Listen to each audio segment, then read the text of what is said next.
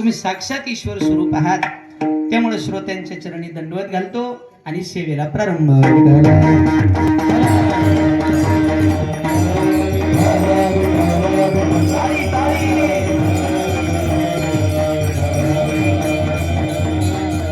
आता थोडं माझ्याकडे लक्ष द्या. जगद्गुरु तुकाराम महाराजांचा अभंग आहे आणि तुकाराम महाराज या अभंगातून तुम्हा आम्हाला उपदेश करतात. तुकाराम महाराजांचा उपदेश कोणाला आहे? मृत्यू लोकामध्ये जन्माला आलेल्या प्रत्येक जडजीवाला, ज्यांना ज्यांना मनुष्य देह प्राप्त झालाय अशा प्रत्येक जीवाला तुकोबारायांचा उपदेश आहे. बरोबर आहे की नाही? माणसाचा जन्म ज्याला मिळालाय त्याला तुकोबाराय उपदेश करतात, इतर जीवांना नाही. बरं का, थोडस लक्ष द्या. इतर पशु पक्ष्यांना तुकोबाराय उपदेश करत नाहीत. का करत नाहीत त्याचं कारण सांगतो. तुम्हा आम्हालाच का करतात त्याचं कारण सांगतो ना अभंगाकडे येतो. तुकोबारायांनी पशु पक्ष्याला का उपदेश केला नाही त्याचं पहिलं कारण, चांगलं वाईट खरं खोटं पाप पुण्य हे कोणाला कळतं? माणसाला म्हणजे मनुष्याला कळतं. पशु पक्ष्यांना कळतं का? पशु काय पाप पुण्य जाणती, उत्तम मध्यम भोग भोगती. काय कळतं कडे त्यांना?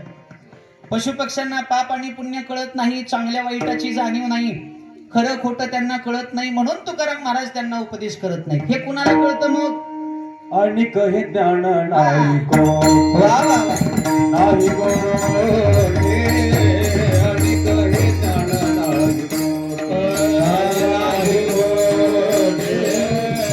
आणि कहे ज्ञान नाही को नाही को आणि कहे ज्ञान नाही को. याच देही घाले देवाचे भजन, याच देही घाले देवाचे भजन, आणि कहे जाण नाही कोठे, आणि कहे जाण नाही कोठे.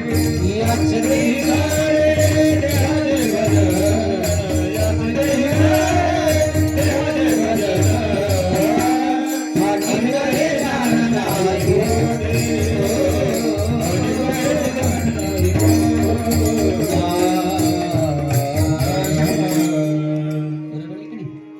तुकोबाराय सांगतात याच देही घडे देवाचे भजन. कोणत्या देहामध्ये? माणसाच्या देहाला आल्यानंतरच देवाचं भजन करता येतं. आणि कये ज्ञान नाही कोठे. कळते का बघा? भजन इतर देहाला गेल्यावर करता येत नाही, माणसाच्या देहाला आल्यावरच भजन करता येतं. म्हणून तुकाराम महाराज तुम्हा आम्हाला विनंती करतायत, तुम्हा आम्हाला उपदेश करतायत, तुम्हा आम्हाला सावधान करतायत. बरोबर आहे की नाही? मनुष्य देहाला आल्यावरच भजन करता येतं, इतर देहाला गेल्यावर करता येतं का गड्या? तुम्ही कुठेही जा, या जगाच्या कोणत्याही कानाकोपऱ्याला जा, तुम्हाला माणसंच भजन करताना दिसते. गाढवं भजन करीत. तुम्ही कधी गाढवाचं भजन ऐकलं का गड्या? माणसाच्या देहाला आल्यावरच भजन करता येतं. म्हणून माणसंच भजन करतात. माणसंच गळ्यामध्ये पवित्र तुळशीची माळ घालतात, माणसंच कपाळाला गंध, माणसंच एकादशीचं व्रत, माणसंच पंढरीची वारी, माणसंच कीर्तनाला. बरोबर आहे की नाही? गाढव माळा घाली. तुम्ही बोला पटापटा. गाढव माळा घालीत, गाढव भजन करीत, गाढव वाऱ्या करीत, गाढव एकादशी धरीत, गाढव कीर्तनाला येत. मी गाढवातले गाढव सांगायलो, माणसातले नाही. कुणी मनावर घेऊ नका. आणि वाईटच वाटत असेल तर माळ घाला. पण खरं सांगू का, पायावर मस्तक ठेवून सांगतो, पांडुरंगाने त्या भगवान परमात्म्याने आपल्याला हा जो देह दिलाय ना, हा जो जन्म दिलाय ना, तो केवळ भजनासाठीच दिलाय. देवे दिला देह भजना, देवे दिला देह भजना गोपाटा, देवे दिला देह भजना गोपाटा, देवे दिला देह भजना गोपाटा, देवे दिला देह भजना गोपाटा, देवे दिला देह भजना गोपाटा, देवे दिला देह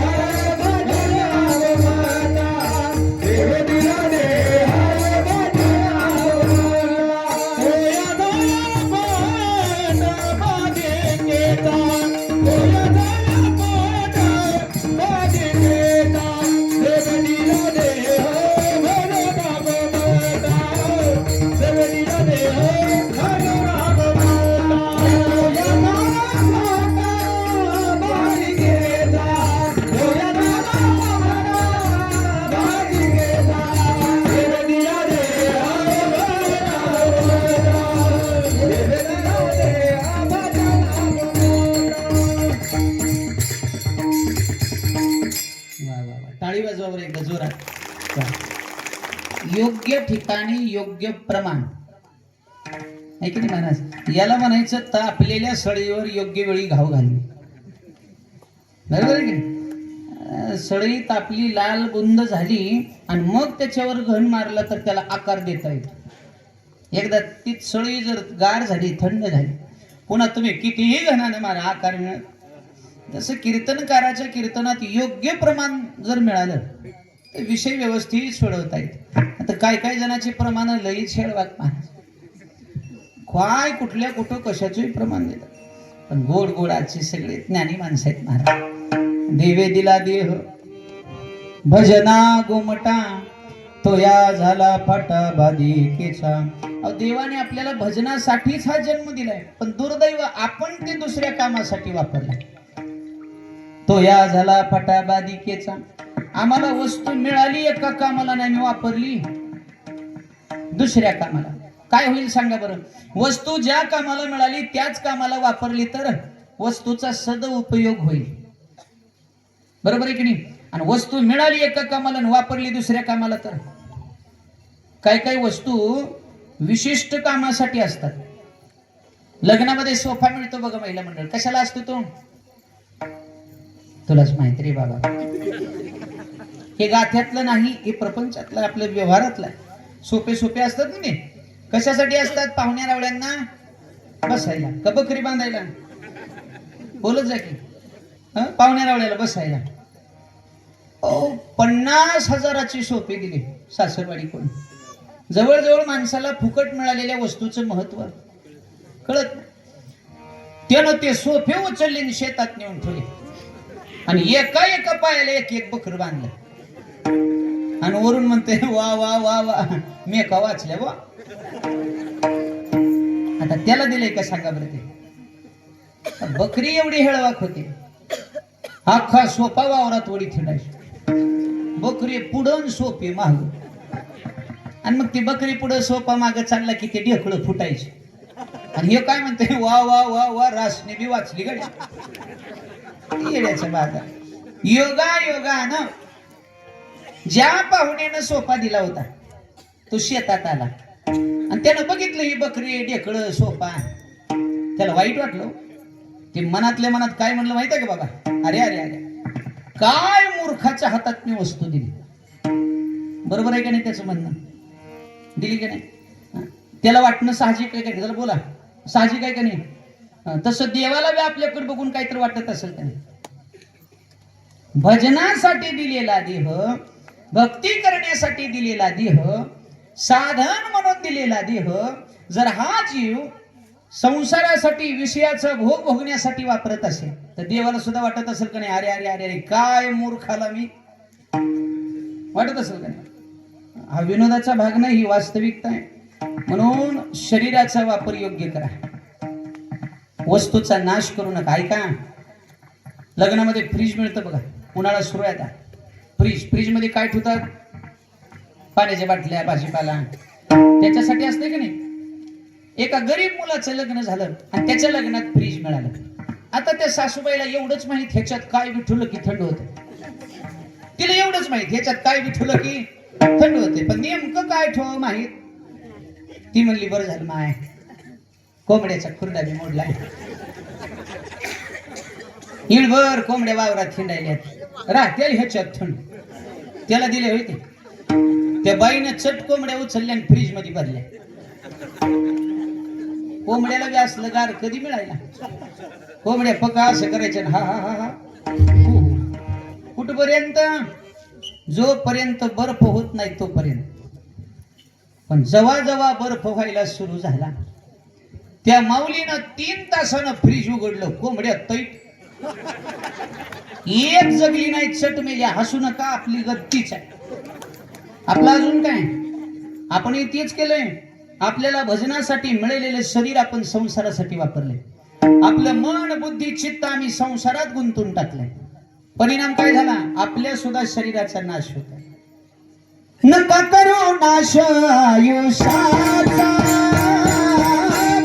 नका करू नाश आयुष्याचा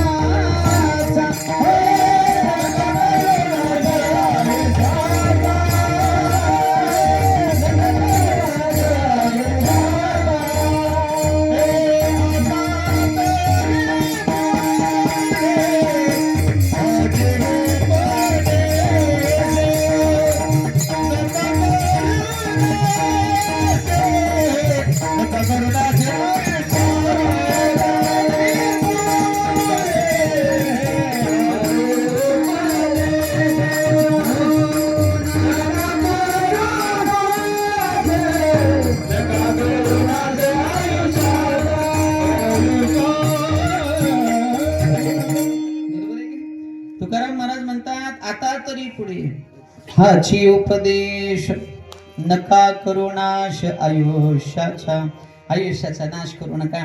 भगवंतानं दिलेलं शरीर हे भक्ती करण्याकरता वापरा. दिले इंद्रिय हात पाय कान डोळे मुख बोलाया वचन जेणे तू जोडशी नारायण नाशे जीवपण भवरोग जेणे हा जीव दिला दान. कशासाठी दिला? तयाचे करीन चिंतन तयाचे करीन चिंतन जगजीवन नारायण जगजीवन नारायण गाईन गुण तयाची जोया भिवरीच्या तटी जोया भिवरीच्या तटी. हा जीव भगवंताने आपल्याला उदार अंतःकरणाने दान केला. आपण भक्ती करावी, भगवंताची सेवा करावी, साधू संतांची सेवा करावी आणि जन्म जन्मांतराच्या दुःखातून आपल्याला मुक्ती मिळावी म्हणून भगवंतानी साधन म्हणून हे शरीर दिलं. आयुष्याच्या साधनी साधने आयुष्याच्या साधनी साधने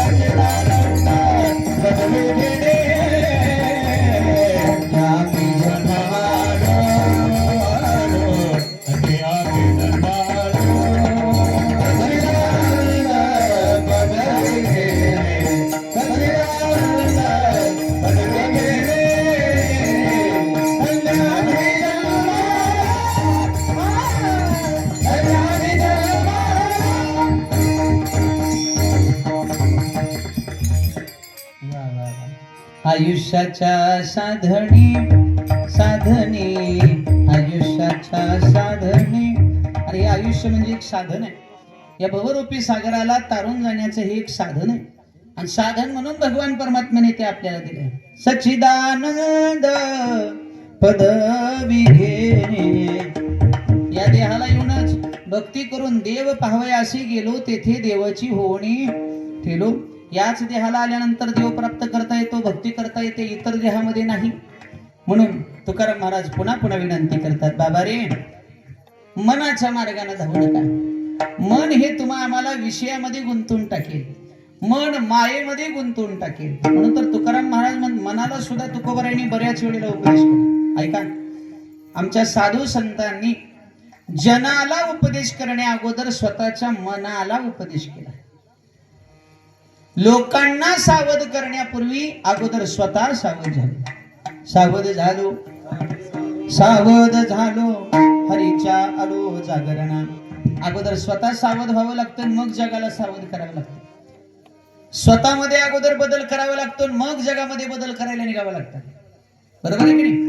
आपल्याला जर वाटत असेल लोकांमध्ये परिवर्तन व्हावं, लोकांमध्ये बदल व्हावा, लोक सन्मार्गाला लागावे असं जर वाटत असेल तर अगोदर स्वतःमध्ये बदल घडवा. स्वतः भक्ती मार्गाला लागलं पाहिजे आणि मग जगाला उपदेश केला पाहिजे. उपदेश करण्याचा अधिकार कुणालाही नाही.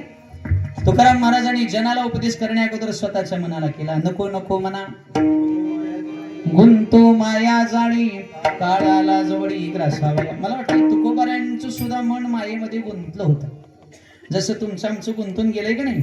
माया विघ्ने भ्रमला खरे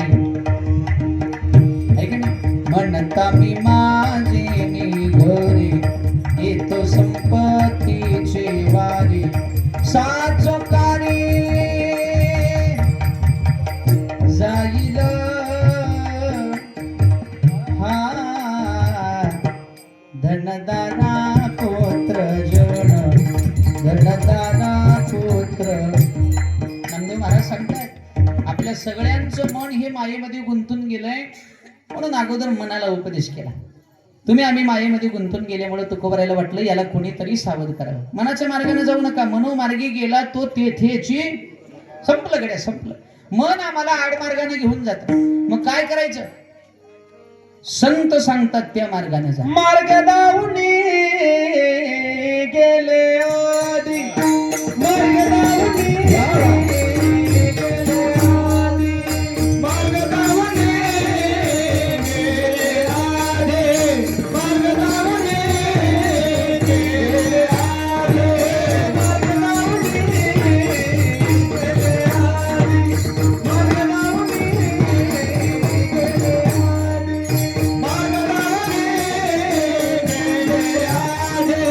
मार्ग दावणी गेले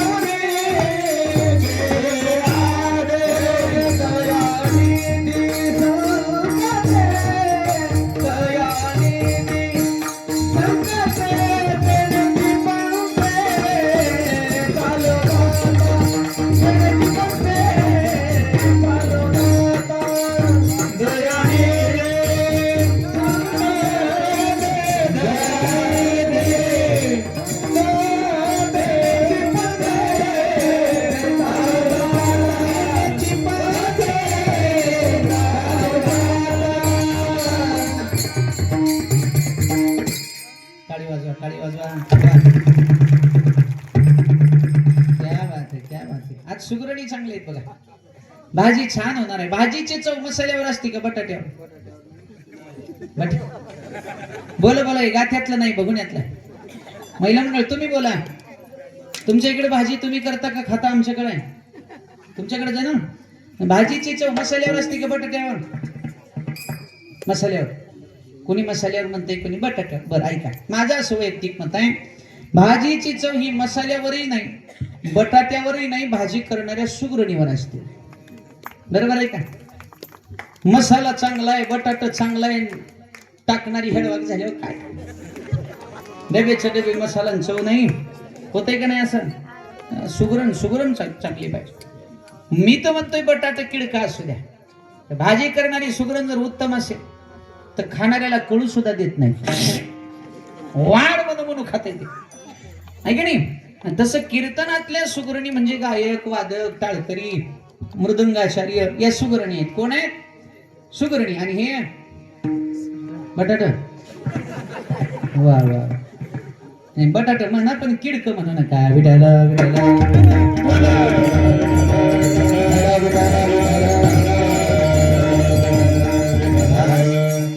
मार्ग दावणी गेले आधी, दयानिधी संत ते. मग काय करायचं आपण आपल्या मनाच्या मार्गाने परमार्थिक वाटचाल करायची नाही. आपण मनाच्या मार्गाने आपलं जीवन जगायचं नाही. मग संत सांगतील त्या मार्गाने चालायचं. काय होतं या मार्गाने चालल्यावर? येण्याची पंथे चालू जाता, न पडे गुंता कोठे काही. संतांनी सांगितलेल्या मार्गाने जर आपण चालू लागलो तर आपल्या वाटेत कुठल्याही प्रकारचा अडथळा निर्माण होणार नाही.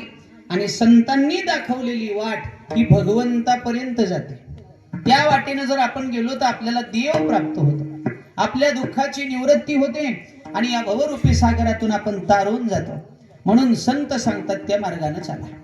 मार्ग दावून गेले आधी. अगोदर वेदामध्ये, शास्त्रामध्ये, पुराणामध्ये तुम्ही पहा, साधू संतांनी आम्हाला भक्तीची वाट दाखवली. हरिकार तैसा दावी येला मार्ग चालता हे मग कळू येते. म्हणून तुकाराम महाराज म्हणतात, तुम्ही तुमच्या मनाचं काही करू नका, आम्ही सांगतो ते करा. मग काय सांगतात तुकोबराया? सांगतो तुम्हाची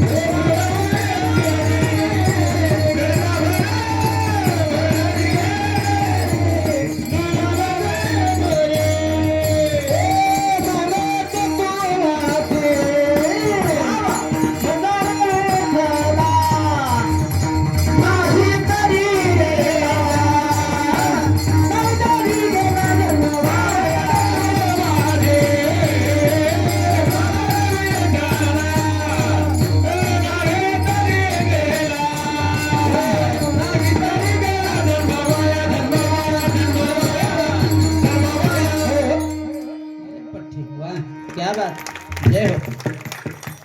अभंगाच्या पहिल्या चरणात जगद्गुरु तुकाराम महाराज तुम्हा आम्हाला उपदेश करतात. सांगतो तुम्हाशी म्हणजे कोणाशी? तुम्हा आम्हा सगळ्यांना. भजारे विठ्ठला, विठ्ठलाचं भजन करा, त्याचं ध्यान करा, त्याचं स्मरण करा, नामस्मरण करा, तर तुमचं कल्याण होईल, तर तुमच्या जीवनाची नैया पार होईल, तर जन्म मरणाचं दुःख दूर होईल. लोक म्हणले नाही केल्यावर काय होईल? नाही तरी गेला. तुकाराम महाराजांनी परिणामही सांगितला. तुम्ही जर भजन केलं तर कल्याण होईल, नाही केलं तर तुमचा जन्म वाया जाईल. संतांचं काय जाणार आहे सांगा? मार्ग दाखवणं हे संतांचं काम आहे. तुम्हा आम्हाला उपदेश करणं संतांचं काम आहे, सांगणं संतांचं काम आहे, पण ऐकणं किंवा न ऐकणं हे कुणाच्या हातात आहे? श्रोत्यांच्या. बरोबर आहे का? तुम्ही समजा एखाद्यानं कितीही तळमळीनं अंतःकरणापासून तुम्हा आम्हाला चांगल्या गोष्टी सांगितल्या, चांगलं सांगणाऱ्याचं चांगलं होईल का ऐकणाऱ्याचं चांगलं होईल? डॉक्टरनी सांगितलं बाबा, हो बाबा तंबाखू खाऊ नका, हो सुपारी खाऊ नका, व्यसन करू नका, तुम्हाला चांगलं नसतं. व्यसन केल्यानं तुम्हाला कॅन्सर होण्याची शक्यता आहे. डॉक्टर कोणासाठी सांगायला? त्याच्या आरोग्यासाठी, आलेल्या पेशंटच्या आरोग्यासाठी. तेवढ्या पुरतच होय होय खरंय साहेब, नाही नाही नाही. आणि तिथून उठून मेडिकलमध्ये औषध घेताना चुना लावलं बाबा. ते निम्या निम्या गोळ्या द्या, सगळ्या देऊ नका, त्याचं काय सांगायचं का? शेवटी मरणार कोण आहे? अरे डॉक्टरचं काम आहे तुमचा रोग बरा व्हावा, तुम्ही निरोगी राहावं, तुमचं आयुष्य सुखी व्हावं, आनंदी व्हावं, म्हणून डॉक्टर सांगतो. पण नाही ऐकल्यावर वाईट कोणाचं होणार आहे? डॉक्टरचं. अहो जेवढं तुम्ही रोगी व्हाल तेवढं त्याचं गिराईक वाढलं ना. पण तुमचं चांगलं व्हावं, तुमचं कल्याण व्हावं म्हणून डॉक्टर सांगतोय. पण सांगून जर नाही ऐकलं तर त्याचे परिणाम आपल्याला भोगावे लागतील. आणि लोक लईच हुशार आहेत महाराज. तुम्ही बघा, कोणतीही पुडी घ्या, कोणतीही पुडी तुमच्या पुडी घ्या, गायछापची घ्या, विमलची घ्या, तंबाखूचा तोटा घ्या, त्याच्यावर एक चित्र आहे बघा.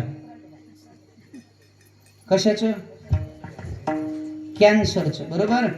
जवडा फाटलेला तुटलेला असं चित्र आहे, विचित्र. आणि त्याच्या खाली लिहिलंय इसके सेवन से कॅन्सर होता है. हे आरोग्यासाठी हानिकारक आहे. याचा अर्थ काय? हे जर तुम्ही खाल्लो तर तुमचा सुद्धा जवडा असाच होईल, तुम्हाला सुद्धा कॅन्सर होईल आणि तुम्ही सुद्धा मरून जाल. बरोबर आहे की नाही? पण तेवढं सगळं बघून सुद्धा म्हणते काय विली तिथे चित्र कशाचे टाकते. अरे नाही रे बाबा, ते काय चांगलं दिसावं म्हणून चित्र टाकले का? ते तुम्हा आम्हाला सावध करण्यासाठी केलंय. पण तरी सुद्धा त्याच्याकडे बघत बघत लोक खाते. बरोबर आहे की नाही? सांगा वाटोळं कोणाचं आहे? जगाची रीत जवळजवळ अशीच चालली महाराज. तुमच्या पायावर मस्तक ठेवून सांगतो असंच आहे. ती नवीन एक पुडी निघाली बघा, तुमच्याकडे आहे का नाही कर्नाटक मध्ये मला माहित नाही. नेताजी महाराज सोनेरी कलरची. रमण तुला माहित आहे? डायरेक्टर. तिचं काय नाव आहे? डायरेक्टर. काय नाव बी शोधून काढतेत महाराज. आता महाराज पाटील महाराज, ते डायरेक्टर नाही, ते खाल्लं की डायरेक्ट वर असं आहे बरं का. ते तुम्हाला वाटतंय डायरेक्टर, कशाचं डायरेक्टर? वाटोळं झालं महाराज व्यसन. म्हणून तुम्ही बघा, त्यांचं जर तुम्ही ऐकलं कल्याण होईल, नाही ऐकलं तर वाटोळं तुमचं होईल. तसं संतांचं सांगणं हे जगत कल्याणा करत आहे, जड जीवाच्या उद्धारा करत आहे. आपण जर त्यांचं ऐकलं कल्याण आपलं होईल, आणि नाही ऐकलं तर जन्म कोणाचा वाया जाईल? नाही तरी गेला जन्म वाया, नाही तरी गेला जन्म वाया, नाही तरी गेला जन्म वाया, नाही तरी गेला. सांगतो तुम्हासे भजरे विठ्ठला, नाही तरी गेला, नाही तरी गेला जन्म वाया. सांगतो तुम्हासे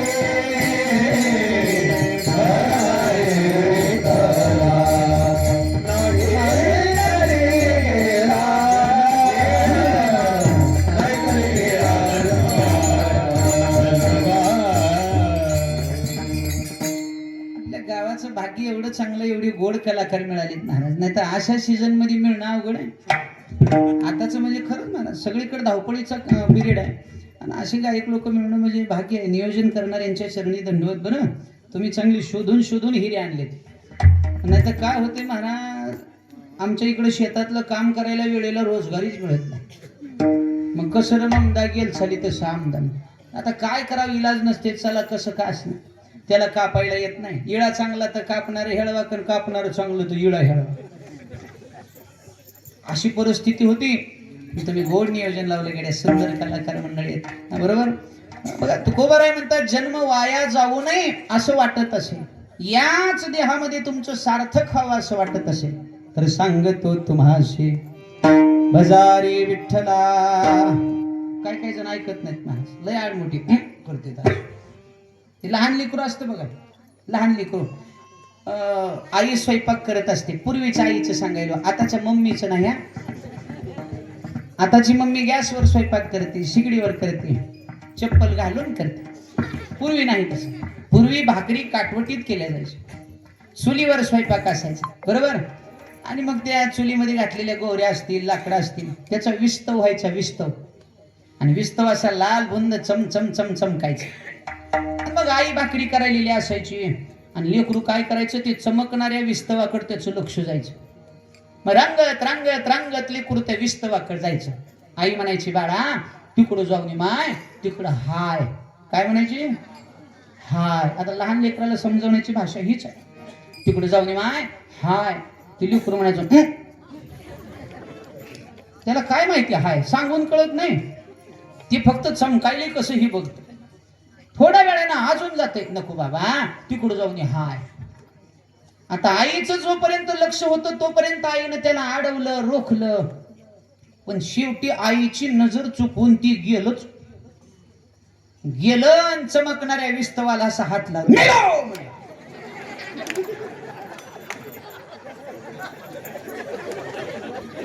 आता पोळल्यावर असंच होईल की, आता विस्तव पोळल्यावर काय गुदगुले होतील का महाराज? प्रदीप महाराज होय पोळलं, आई ग म्हणून ते चिरकलं, तळतळून रडलं, चटका बसला. मग आई आली ना, आईने सांगितलं, तुला 3दा सांगितलं होतं तिकडे जाऊ नको, हाय हाय, तरी गेला का नाही? आता मला खरं सांगा, आता आता ते लेकराला कधी कळालं हे हाय ते? पोळल्यावर.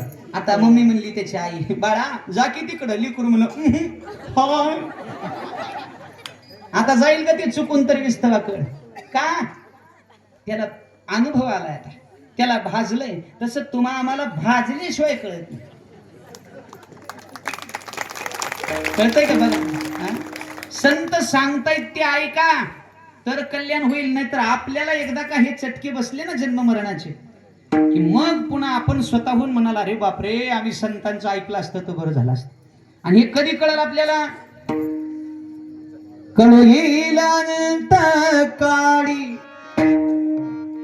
प्राण प्रयाणाची वेळी राहती निराळी रांडा पोरी सकळ. कधी कळलं आम्हाला हे? शेवटच्या क्षणाला, इंद्रियामधली ताकद कमी झाल्यावर, आयुष्य संपून गेल्यावर, आयुष्य संपून गेल्यावर, इंद्रियातली ताकद कमी झाल्यावर, आमच्याच लोकांनी आम्हाला बाजूला टाकल्यावर मग कळलं, अरे अरे अरे संतांनी सांगितलेलं जर मी केलं असतं, त्यावेळेला जर मी त्यांचं ऐकलं असतं, भजन केलं असतं, तर माझ्यावर देवाची कृपा झाली असती. पण मी या संसारासाठी राब राब राबलो, माझ्या पदरात काय पडलं? दुःख. तुकाराम महाराज म्हणतात, शेवटी सावध होऊन उपयोग. सावध कधी झालं पाहिजे? तुम्ही बोलत जाकडे बघा, बोलणाऱ्या माणसाला ऐकणाऱ्या माणसानं प्रतिसाद दिला पाहिजे, तर विषय व्यवस्थित सोडवता येतो. नाही तर उग बोलणाऱ्यानं बोलायचं ना, ऐकणाऱ्यानं टुळू टुळू टुळू बघायचं. हे बघा तुम्हाला सांगतो, तुम्ही नाही बोललात तरी चालतंय, तुम्ही बोलावंच असं माझी काही शक्ती नाही. नाही बोललात तरी चालतंय, पण उग मान तर का बाबा अशी करी जा, होय बरोबर आहे, खरं आहे, पटलं, म्हणजे मला गॅरंटी लागेल अजून आहेत बाबा. काय काय लोक हलत नाहीत, झुलत नाहीत, डुलत नाहीत, नुसतं महाराजाकडे असं हाय का गेलं कळत नाही. माणसानं आहे तोपर्यंत हलावं झुलावं डुलावं. ऐ गेल्यावर तर बसायचंच आहे की भाई. निघून गेल्यावर काय हलतंय का झुलतंय? पुन्हा अख्खं गाव हलतंय उर काय. आणि जगाची एक उलट रीत सांगू का नेताजी महाराज? जगाची उलट रीत. जिवंत माणसाला कोणी प्रेमानं बोलत नाही. माणूस जिवंत आहे तोपर्यंत त्यांना खाल्लो का पिलो का कोणी विचारत नाही. पण तोच माणूस निघून गेला की कुठलं प्रेम उतू जाते देव जाणे. आणि मग त्याच्या पुढे त्याचं पोरगण पोरगी बसते आणि स्वर लावून रडते, दादा ए दादा एकदा डोळा उघडून बघा. बघताय किती खोटेपण असेल. लटिका व्यवहार सर्व हा संसार वाया झार. मेलेला माणूस डोळा उघडतो का? बरोबर पटकन नाही का? नाही. तरी सुद्धा म्हणते एकदा डोळा उघडून बघावं. तेवढ्या बसत नाही दादा. माझ्याकडे नाही बघितलं तर चालेल हो, पण तुमच्या चिमणीकडे तर बघा. चिमणी माझी पोरगी ही कावळा. दोघं मिळून दादाला उठा म्हणते. तुम्हाला सांगू का, तुमच्या चरणावर मस्तक ठेवून सांगतो, महिला मंडळ निघून गेलंय त्याला सुखानं जाऊ द्या. आहे त्याचा सांभाळ करा. तुम्ही किती जरी रडलात तर तुमचे डोळे पुसायला तो जिवंत होईल का? माझं वाक्य बारीक आहे का? माणूस निघून गेल्यावर डोळ्यातून अश्रू गाळण्यापेक्षा जिवंतपणे त्याच्या डोळ्यातून पाणी न येऊ देणं हीच खरी पांडुरंगाची सेवा. याच्यापेक्षा वेगळी सेवा नाही. आपल्यामुळं त्याच्या डोळ्यात कधी पाणी येऊ देऊ नका. आपल्यामुळं त्याला दुःख होऊ देऊ नका. ही खरी ईश्वराची सेवा. माणूस निघून गेल्यावर गावाला गावजीवन देण्यापेक्षा जिवंतपणे 2 वेळेची भाकरी आणि 2 वेळेचा चहा प्रेमानं त्याला देणं ही ईश्वराची सेवा. याच्यापेक्षा दुसरी नाही. जितेपणे नाही अन्न मेल्यावरती पिंडदान. पुन्हा काय कामाचं? पुन्हा काय कामाचं? रडत जाऊ नका. आपलं बरं आहे. पुरुष मंडळीचं बरं आहे. सहसा माणसं रडायच्या भानगडीत पडत. पण महिला मंडळाचं लई वेगळं महाराज. तुम्हाला नुसतं कळावं पाहुणा गेलाय म्हणून इथून तिथून टमटम मध्ये गप येतात बघा. वाहनात कोणी सुद्धा रडत नाही. उलट वाहनात बसून ठरवितात, होय ग तिथे गेल्यावर तू आधी रडतीस का? मी रडली. जिथं पाहुणा गेलाय तिथं वाहन आलं की मग माऊली काय गप उतरती का? डोक्यावर पदर, हातात एखादा कपडा, डोळ्याला पाणी, असं करून त्या टमटम मधून खाली पाय टाक दादा म्हणून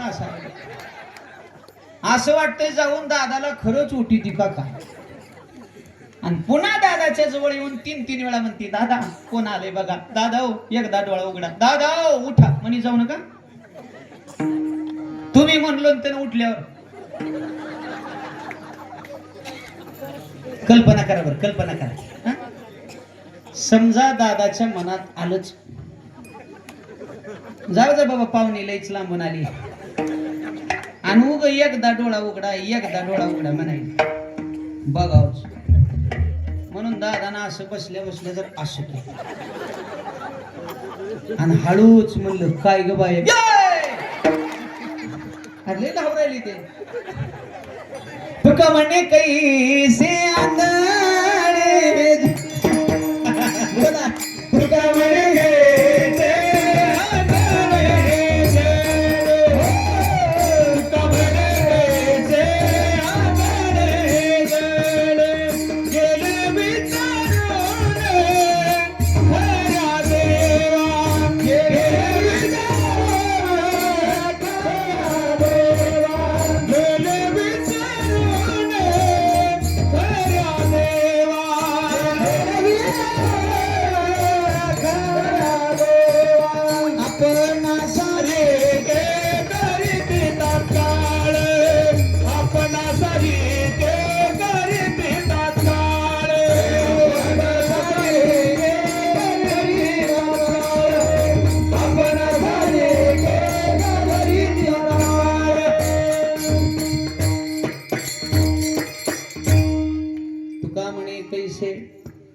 आंधळे हे जण गेले विसरून खऱ्या देवा. बरोबर आहे का? लोकांना खरा देव नाही कळला. मूर्तीतला देव सगळ्या जगाला कळाला, पण मूर्तिमंत देवाचं नाही कळाला. नाही कळा. दगडाच्या देवाला तुपाचं नैवेद्य दाखवावं हे आम्हाला कळालं. दगडाच्या देवाला दही दुधाचा अभिषेक करावा हे आम्हाला कळालं, पण मूर्तिमंत ईश्वरा समान आई वडिलांना दोन गोष्टी प्रेमानं बोलाव्या, त्यांची सेवा करावी, त्यांची काळजी घ्यावी हे मात्र अजून आम्हाला कळालं. आणि महाराज जोपर्यंत हे कळत नाही तोपर्यंत दगडाचं मिळत नाही. पुंडलिकरायाला ते कळालं म्हणून पुंडलिकरायाने आई वडिलाची सेवा केली. परिणाम वैकुंठाच्या देवाला पंढरपुरामध्ये प्रगट व्हावं लागलं. आई वडिलाच्या सेवेमध्ये एवढी ताकद आहे मायबाप, त्यांची सेवा केली तर आपल्याला देवाकडे जायची गरज नाही, देव चालून त्याच्या घरी येतो, सुखे येतो घरा. ही ताकद भगवंताच्या सेवेत. म्हणून आई वडिलाची सेवा करा. तीर्थी धोंडा पाणी देव रोकडा सज्जन, तुकोबाराय म्हणतात. तीर्थामध्ये काय असतं? दगडाचे देव आहेत. हे बघा, देव नाही अशी जागा जगात शिल्लक नाही. विठ्ठल जळी स्थळी भरला, रिता ठाव नाही उरला, आजम्या दृष्टीने पाहिला विठ्ठलची विठ्ठल. देव चराचरामध्ये आहे. हरीची या दासा हरी दाही दिशा, भावे जैसा तैसा. तुमचा जसा भाव आहे तसा देव मिळेल. तुमचा भाव जर दगडामध्ये असेल तर दगडामध्ये सुद्धा देव प्रगट होतो. त्याची सेवा करा, पण आई वडिलाची सुद्धा सेवा करा. विश्वाचा मालक कसा आहे आम्ही बघितला नाही. तो देव आम्ही फक्त मूर्तीच्या रूपानं बघितलाय, प्रतिमेच्या रूपानं बघितलाय, प्रत्यक्ष पाहिला नाही अजून. तो कसा आहे आम्हाला माहित नाही, पण आमची निर्मिती करणारा, आमचा सांभाळ करणारा आणि आमच्या हितासाठी रात्रंदिवस आपला देह चंदनासारखा झिजवणारा ब्रह्मा विष्णू महेश कोण असतील तर आई आणि वडील आहे. त्यांची काळजी घ्यावी, बरोबर आहे. आम्ही त्या देवाला पाहिलं नाही, पण जन्मदात्या मायबापाला तरी पाहिलंय. म्हणून त्यांची सेवा करा. पांडुरंगाची शपथ घेऊन सांगतो, माझ्या ईश्वराची कृपा तुमच्यावर झाल्याशिवाय होईल गड्या, फक्त मनोभावे सेवा करा. आणि तुकाराम महाराज हे आम्हाला सांगतात, भगवंताचं चिंतन करत करत काही कर्म सात्विक केले पाहिजे, काही सेवा शुद्ध केल्या पाहिजे, तर देवाची कृपा. आंधळी सेवा करू नका. अजून सांगतो पाया पडून, आपण केलेल्या सेवेचं काहीतरी फळ आपल्या पदरात पडावं अशी सेवा करा. आंधळ दळतन कुत्र, आंधळ बसलं दळाया, कुटा धरला हातात, गरगरा गरगरा गरगरा सुरू आहे फिरायचं, कुत्र्याने पीठ खाऊन गेले, ह्याच्या पदरात काय पडलं? तशी आपली गत होऊ नये. आपण केलेल्या सेवेचं थोडं तरी फळ आपल्या पदरात पडावं असं वाटत असेल तर सांगतो तुम्हाशी, भजा रे विठ्ठला. विठ्ठलाचं भजन करा. नाही केल्यावर नाही तरी गेला जन्म वाया. तुकाराम महाराज, तुम्ही म्हणताय ते बरोबर आहे हो, भजन केल्यावर कल्याण होईल, मान्य आम्हाला. नाही केल्यावर जन्म वाया जाईल तेही मान्य आम्हाला. पण आम्हाला प्रपंच आहे हो, आम्हाला संसार आहे, आम्हाला मुलं बाळ प्रपंच पत्नी हे सगळं आहे. मग आता हे करू नये का आम्ही? तुकाराम महाराज म्हणतात, तुला सोडायला कोणी सांगितलंय बाबा? तू सोडू नको. संसारी असावे असोनी नसावे, भजन करावे वेळोवेळा. अरे संसार सोडायला कोणी सांगितलंय? सुखे करावा संसार, आनंदाने संसार कर, भगवंताचं अखंड चिंतन कर.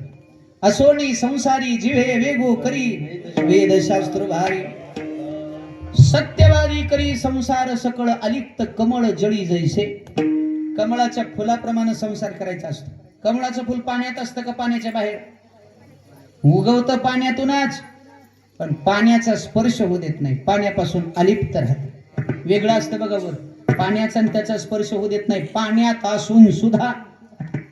तसं निष्ठावंत वारकऱ्यानं, सेवाधारी माणसानं संसारात राहायचं, पण फक्त देहानं, पण मन बुद्धी चित्त मात्र पांडुरंगाच्या चरणावर स्थिर करायचं. याला म्हणायचं परमार्थ, बरोबर आहे की नाही? म्हणून प्रपंचात नुसतं राबू नका. आमचं कसं झालंय, आमचा जास्तीत जास्त वेळ आम्ही प्रपंचासाठी दिला.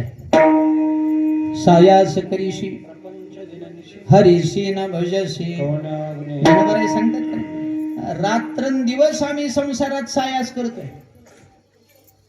पण भगवंताच्या नामस्मरणासाठी आमच्याकडे वेळ नाही.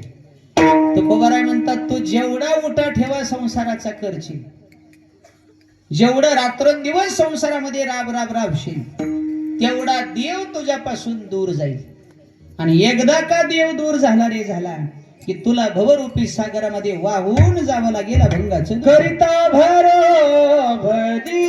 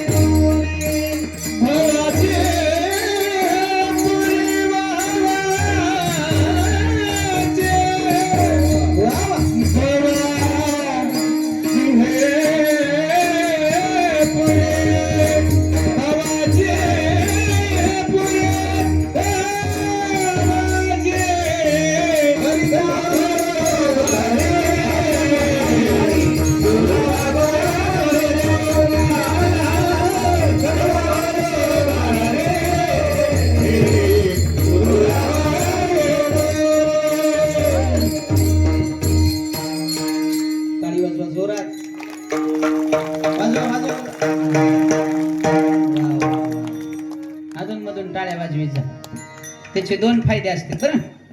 पहिला फायदा, ज्याच्यासाठी वाजवली त्याला समाधान वाटतंय. आणि दुसरा, आपल्याकडेला कोण झोपलं तर चटकन उठते. कमीत कमी टाळी वाजवली होते.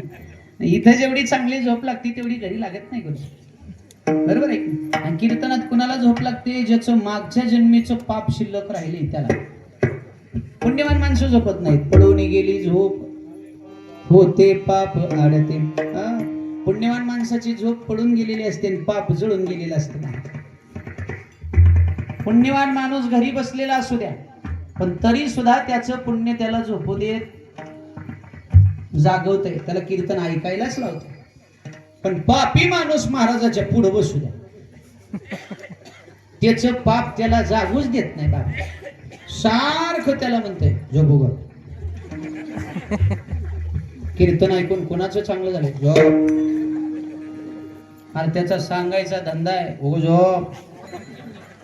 याच्यासारखी मजा कुठं आहे? झोप. बरोबर आहे. आणि नेमकं लोक पापाचं ऐकते तरी एवढ्या पवित्र जागेत बसून काय काय लोक लई महाराज लई अवघड. काय लोकांना मध्ये झोप लागते म्हणून बाहेर बसते. एकटा जीव सदाशिव एकटच बसलं महाराज. गवतात बसलं, थंडगार वाऱ्याची झुळूक आली, त्याला मस्त झोप लागली. झोप लागली. कीर्तन कधी झालंय त्याचं त्याला भान नाही. प्रसाद वाटायला गेलं माणूस कीर्तन झाल्यावर. त्या बिचारा प्रसाद वाटणाऱ्याने विचार केला, एकटं लांब बसलंय, त्याला प्रसाद द्यावा. म्हणून ती प्रसाद वाटायला आलं. त्याला अय प्रसाद घे. झोपीतच घेतलं. लागली झोप. झोप काय वरती होय, पडला प्रसाद गवतात. पुन्हा भजन झालं.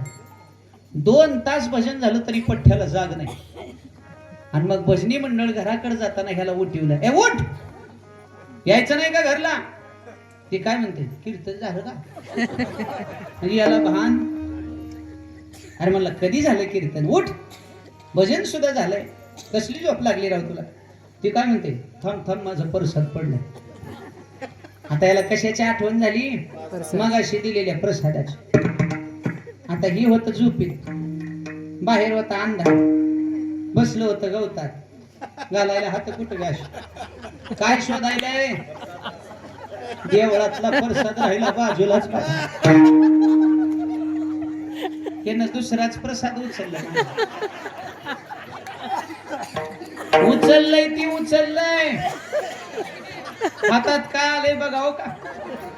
झोपीतच म्हणतंय घरला कवा नेऊ खाऊन टाक.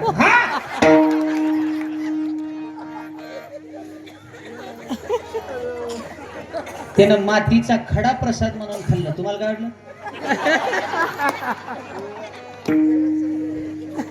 हे असं आहे महाराज, जे आमच्या मनात नाही ते तुमच्या ध्यानात कसं येते देव जाणे. तुमचे विचार म्हणजे महाराजाच्या पुढे 2 किलोमीटर पळते. आणि हे मी झोपीमुळेच होत आहे.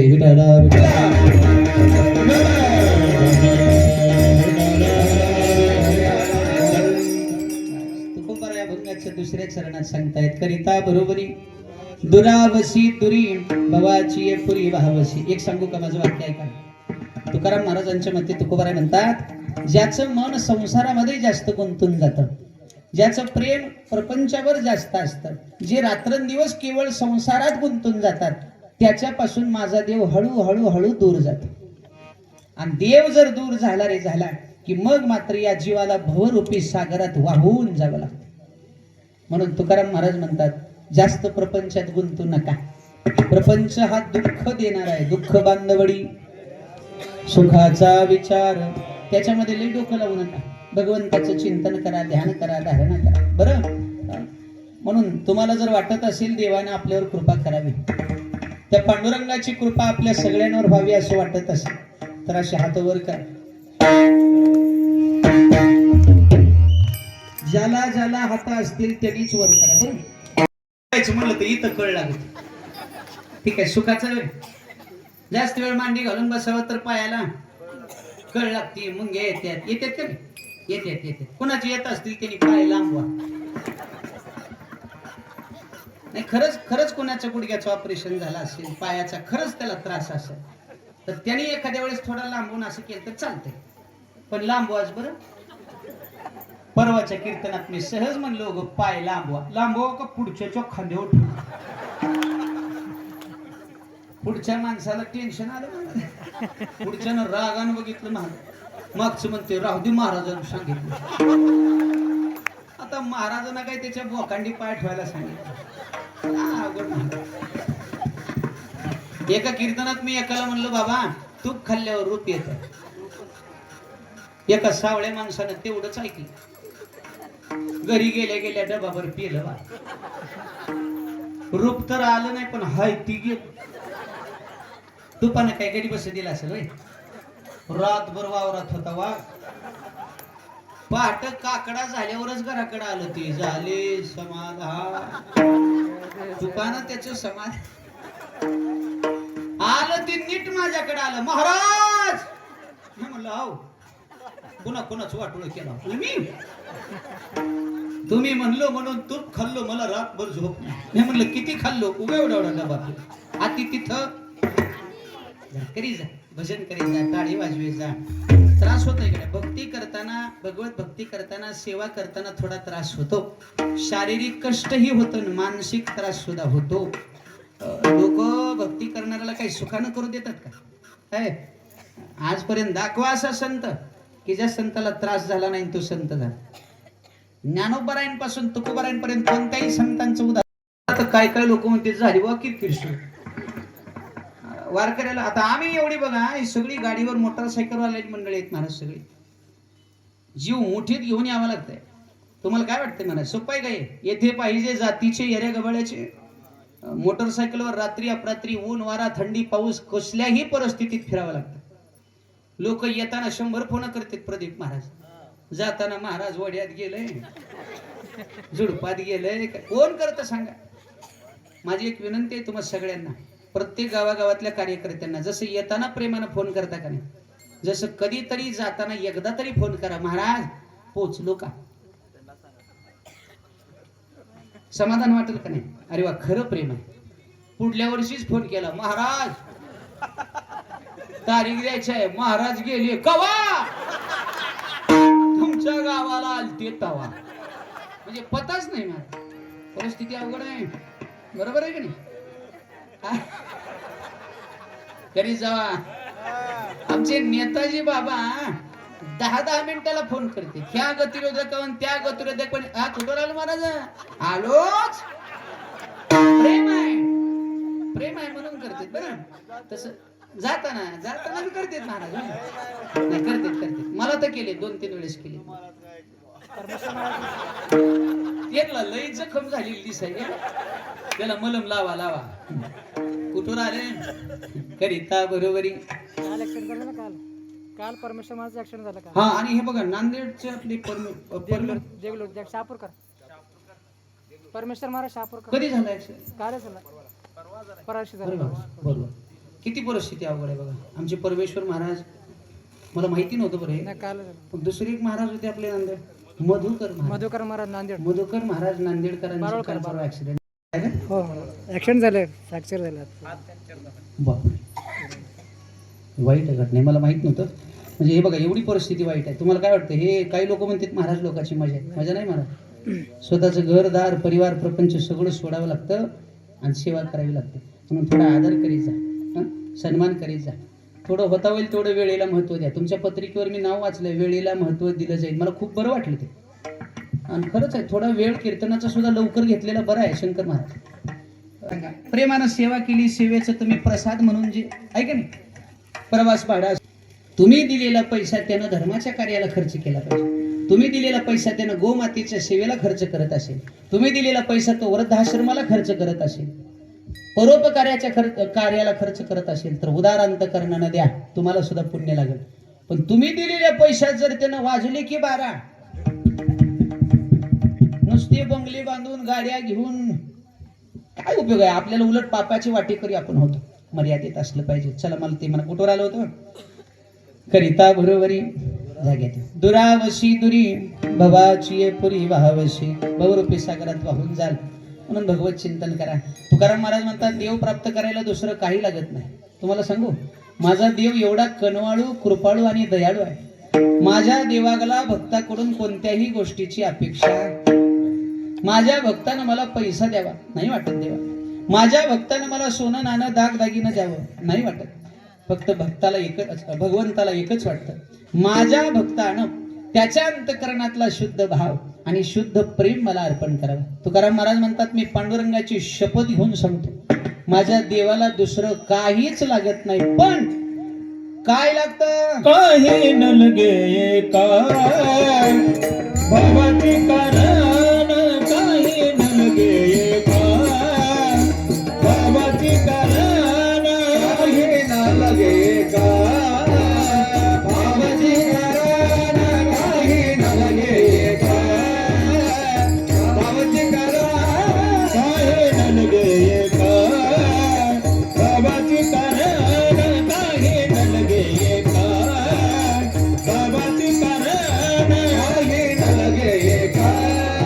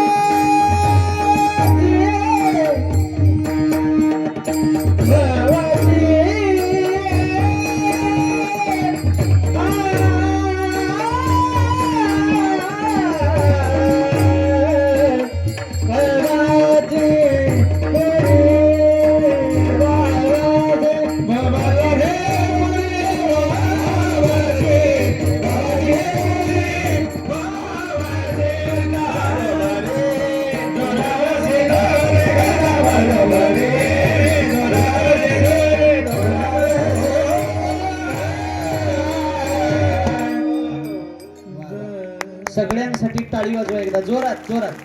वा वा वा, अतिशय गोड गोड चाललंय. तुकोबराय शेवटी सांग ही न लगे एक भावची कारण तुका म्हणे आन विठोबाची. तुकोबारायांची आण म्हणजे शपथ घेऊन सांगतात, बाबा रे देवाला दुसरं काय लागत नाही, तुमच्या अंतःकरणातला शुद्ध भाव लागतो. एकच भावच असा कारणीभूत आहे जो तुम्हाला देव प्राप्त करून देईल. भावा कारणे देव तस्मात. भाव लागतो गड्या, भाव. तुमच्या अंतःकरणात भाव नसेल, प्रेम नसेल, देव नाही मिळणार. बाकी तुम्ही कितीही प्रयत्न करा, कितीही पूजा अर्चना करा, कितीही ध्यान धारणा करा, पण भाव नसेल तर सगळं व्यर्थ होतं. बरोबर आहे की नाही? तसं अंतःकरणात भाव शुद्ध ठेवा आणि शुद्ध अंतःकरणानं सेवा करा. शबरी मातेनं शुद्ध भावनेनं सेवा केली. आपला भाव भगवंताच्या चरणी अर्पण केला. परिणाम काय झाला? प्रभू रामचंद्रांची कृपा झाली. ऐका महिमा आवडीची, बोरे खाय भिल्लणीची. भिल्ल समाजात जन्माला आलेल्या शबरीची बोरं खाल्ली, सुदामदेवाचे कच्चे पोहे खाल्ले. शुद्ध भाव देखोनिया गाव सोन्याचा दिना. भाव शुद्ध बघितला. सुदामा ब्राह्मण दुःखे दारिद्र्य पिढे, मुष्टीभर पोहे घेऊन त्याची भेटी लागे गेला. शुद्ध भाव देखोनिया, हे महत्वाचं आहे. देवानी पोहे बघितले नाहीत, शुद्ध भाव बघितले. तुम्ही काय आणलंय हे महत्वाचं नाही, किती आणलंय हे महत्वाचं नाही, किती प्रेमानं आणलंय हे महत्वाचं. म्हणून परमार्थ करायचा आहे, प्रेमानं करा, शुद्ध अंतःकरणानं करा. आपल्या वरवट्टीवाडीचं भाग्य आहे. आपल्या वरवट्टीवाडीमध्ये या भगवत कृपेनं, संत कृपेनं हा सोहळा सुरू झालाय. याचा अर्थ ज्ञानोबाराया तुकोबारायांच्या मनात आलंय आपल्या गावामध्ये भक्ती यज्ञ करायचा, नामरूपी यज्ञ करायचा. या वरवट्टीवाडीमध्ये हा भक्ती रसाचा आनंद या भगवत भक्ताला घेता यावा, या सगळ्यांवर पांडुरंगाची कृपा व्हावी आणि सगळ्यांच्या जीवनाची नैया पार व्हावी म्हणून हा संकल्प देवाने आपल्या अंतःकरणात जागृत केला. म्हणून माझी विनंती आहे, आता सुरू झालाय ना, तर आता शेवटपर्यंत बंद पडू देऊ नका. माझी विनंती आहे. मी तर हनुमंतरायाला म्हणेन, हनुमंतराया तुमच्या कृपेनं हा सोहळा सुरू झालाय आता, पण विनंती आमची एक, भविष्यात आम्ही जिवंत राहू अथवा न राहू, पण या वरवट्टीवाडीतला सोहळा चंद्र सूर्य असलेपर्यंत असाच चालला पाहिजे, अशी विनंती आपण करू. ही सगळी मंडळी भक्ती मार्गाला लागली पाहिजे आणि भगवत भक्ती करून सेवा करून या सगळ्यांचं कल्याण झालं पाहिजे अशी प्रार्थना देवाला करू. आणि जवळजवळ आता वेळ संपली आहे. शेवटी